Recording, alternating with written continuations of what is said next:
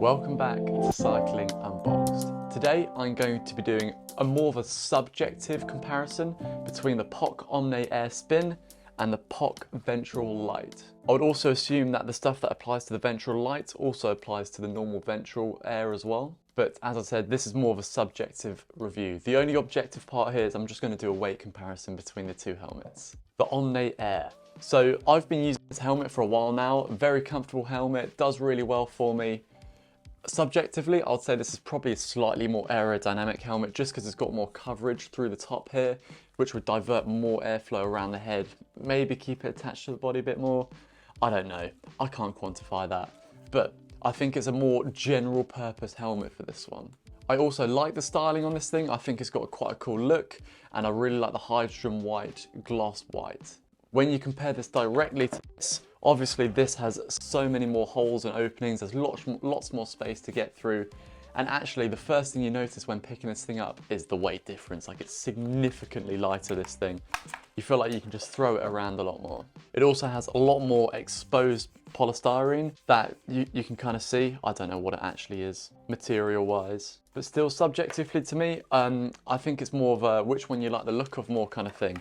I really love the look of both the helmets and I enjoy using them both. In terms of comfort, once again, because they both come from the same company, I can't say that one is more comfortable than the other.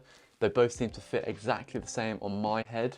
And that also comes the same from the foam on the inside. The actual foam itself on the inside of both of these helmets, just they have different colors, that's all. So here's the frontal profile of both of these helmets. As a whole, they look like they have a very similar shape. The ventral sections are also in a similar place. As you can tell, this one just has a few more. Then if we go side to side, you can see that this one has a lot more ventral space, but they both have the space coming out the back here. When we look at the inside, as I said earlier, the foam inserts are actually exactly the same. It's just that this one is blue and this one has the Omne Air Spin feature on the inside, which should help reduce shearing forces on the head. In terms of the mechanism at the back, as you can probably see, it's exactly the same. It looks similar and it functions the same way as well. A really good functioning tightening piece on the back of the helmet there. And if we just do a quick weight comparison, we'll start with the Poc Omne, since it's noticeably heavier in the hands.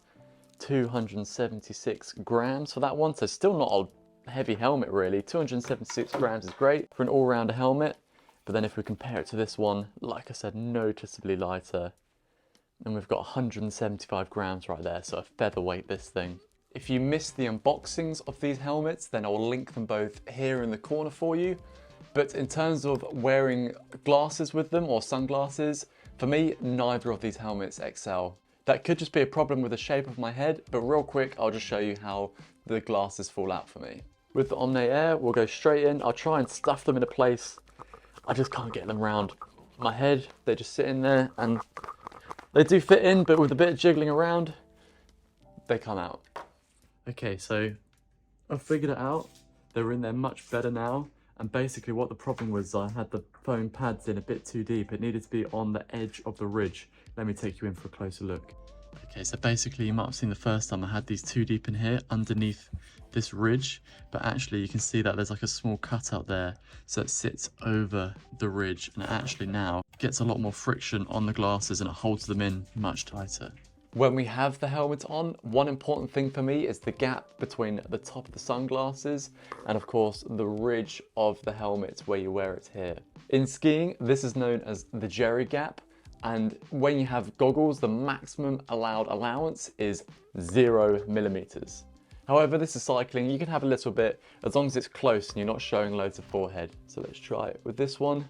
As you can see, not much gap, just over the brow, and I think it fits the shape of the helmet fairly well. Then with the Omne Air, if anything, it's slightly better, but kind of too close to call kind of thing. They both fit the sunglasses very well. Of course, these sunglasses are Oakley's, they're not POC sunglasses, and I don't have any, but I'd imagine they would fit the helmet better. This has been Cycling Unboxed and my subjective comparison between the Poc Omne Air and the Poc Ventral Lite. Thank you so much for watching. I'll see you in the future.